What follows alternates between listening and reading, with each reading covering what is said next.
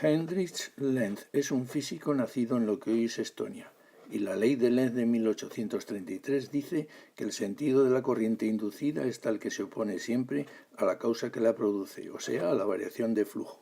Aquí estudió Lenz, la universidad más antigua de Estonia, en su ciudad natal. Existen numerosas experiencias que ilustran esta ley, que por otro lado es una consecuencia del principio de conservación de la energía. Algunas de esas experiencias son muy recurrentes, así que trataré de añadir algún aspecto más original. Tengo una bobina principal con núcleo y otras más sencillas, con menos vueltas, que ahora emplearemos. Alimentamos la bobina con corriente alterna, así que el flujo que atraviesa a la pequeña será un flujo variable y en ella se debe crear una corriente inducida. La vemos opuesta a la causa que la ha producido.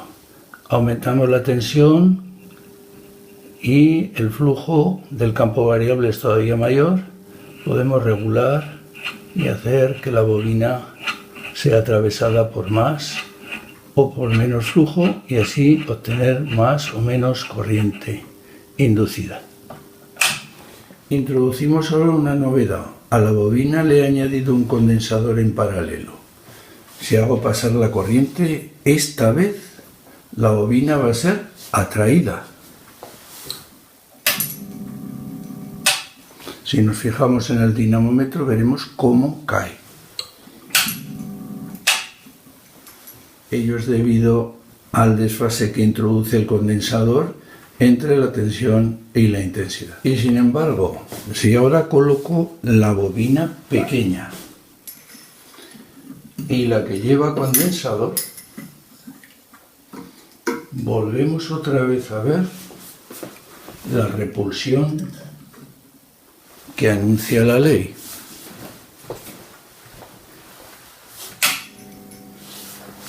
En las dos.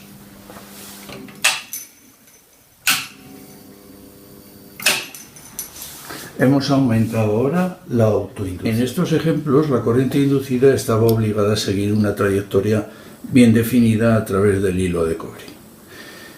Las corrientes inducidas que circulan por el volumen de una pieza conductora que se mueve en un campo magnético o que está situada en un campo magnético variable se conocen como corrientes de Foucault.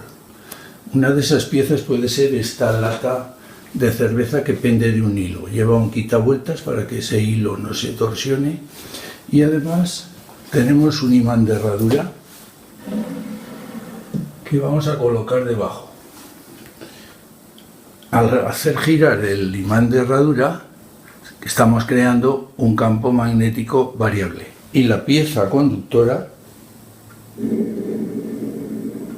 consigue corrientes inducidas. Cuando la lata gira, lo hace en el mismo sentido que el imán de herradura, lo cual contradice o parece contradecir la ley de Lenz.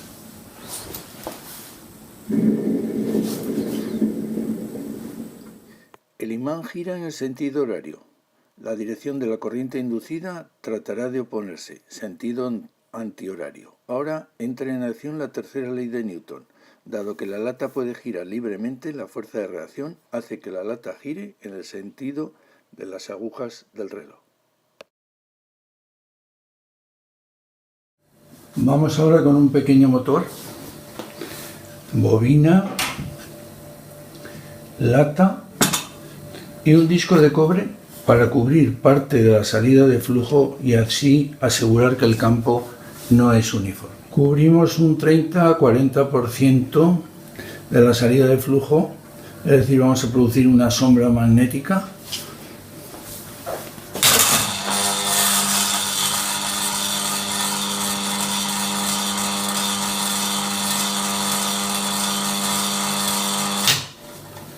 Y las corrientes de Foucault han hecho que la lata girase.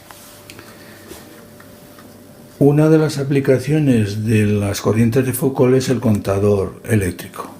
Este es un disco de aluminio que puede girar libremente y esta es la chapa de cobre con la cual hemos producido antes la sombra magnética.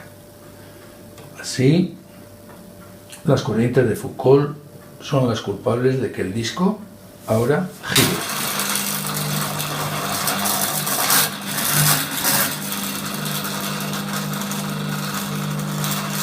Como la potencia que nos va a medir depende de la tensión y la intensidad y el coseno del desfase, pues esta es la manera que tienen los contadores de medir nuestro consumo.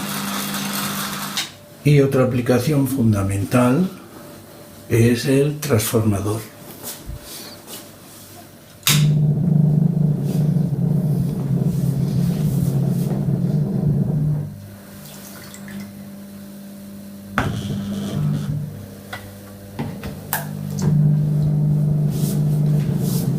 La corriente que circula por la bobina inferior induce en la bobina superior.